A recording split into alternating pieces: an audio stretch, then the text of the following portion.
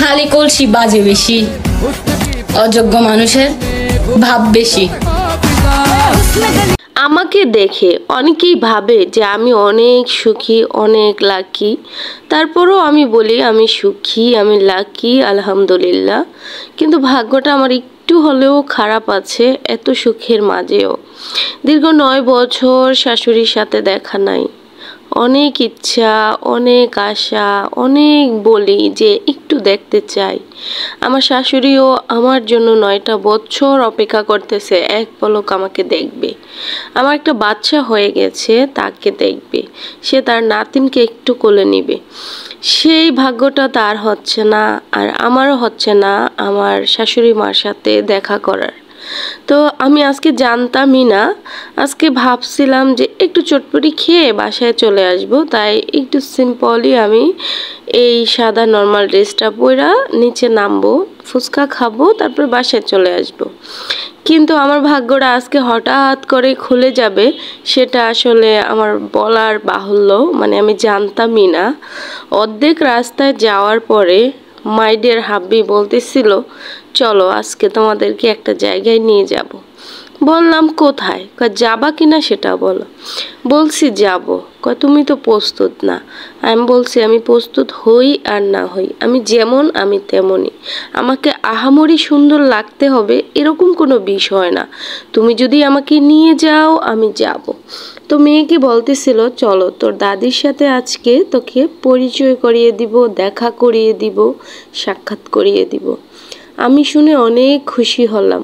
ভাবলাম এটা কি সত্যি নাকি শুধুই বলে, কারণ সে দীর্ঘ 9 বছর আমাদেরকে বলে নিয়ে যাবে নিয়ে যাবে, আর নিয়ে যায় না। তারপর আমাদেরকে চটপটিওয়ালার দোকানে নিয়ে আসলো, বলল যে তোমরা কি খাবা খাও, আজকে যদি তোমরা 1 লাখ টাকা খাও 1 লাখ টাকাই আমি খাওয়াবো। তো মেয়ে বলতেছে আব্বু তাহলে তুমি আমাকে একটা আইফোন কিনে দাও। বলতেছে না কিনে দেওয়া যাবে না, কিন্তু 1 লাখ টাকা খেতে চাইলে আজকে আমি 1 লাখ টাকাই খাওয়াবো।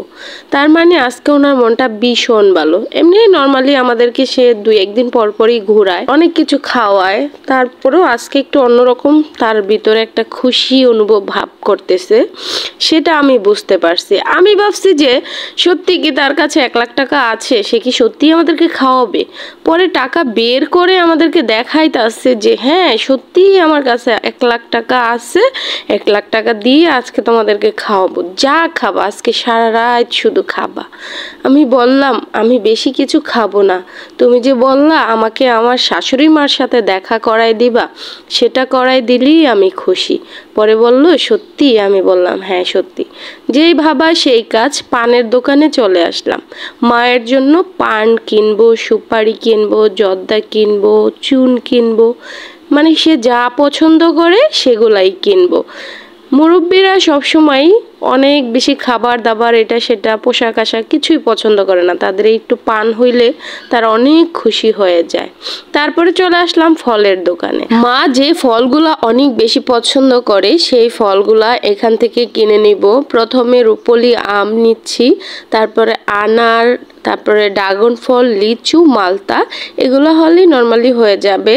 তো ফলের দোকানে ওয়েট করতেছি। ফলওয়ালা মামা আমাদের ফলগুলা পছন্দ করে প্যাকেট করতেছে বেছে বেছে ভালো ভালো দেখে। আমি বলছি যে আমার শাশুড়ি মায়ের জন্য ফল নিব, তো আপনি ভালো ভালো ফল দিবেন। আজকে শাশুড়ি মার ছবিটা আমি ইচ্ছে করলেই ভিডিওতে দিতে পারতাম, কিন্তু এটা দেওয়া আমার ঠিক হবে না, তাই আমি দেই নেই। তবে আমার শাশুড়ি মা আমার মেয়েকে আমাকে বুকে জড়ে আসে অঝরে কেঁদেছে আর আমাদের জন্য দোয়া করছে। শুধু যে আমার শাশুড়ি মায়ের সাথে দেখা হয়েছে এরকম না ব্যাপারটা, আজকে সবার সাথে দেখা হয়েছে। যেমন আমার বড় বাসুর, বাসুরের ওয়াইফ, তারপর ওনার মেয়েরা, সবার সাথে দেখা হয়েছে। তো আজকের রাতটা আমার কাছে অনেক বেশি স্পেশাল। এই রাত আমি কোনো দিন ভুলতে পারবো না। আমার জীবনে এমন সুন্দর একটা রাত আসবে আমি আসলে বুঝতেও পারিনি। রাতের বেলা আজকে আমার সাথে এত সুন্দর একটা ঘটনা ঘটলো। তো আমি আল্লাহর কাছে লাখো কোটি শুকরিয়া যে আল্লাহ পাক আমার জন্য এত সুন্দর একটা পূর্ণিমা চাঁদের মতো একটা রাত দিয়েছে।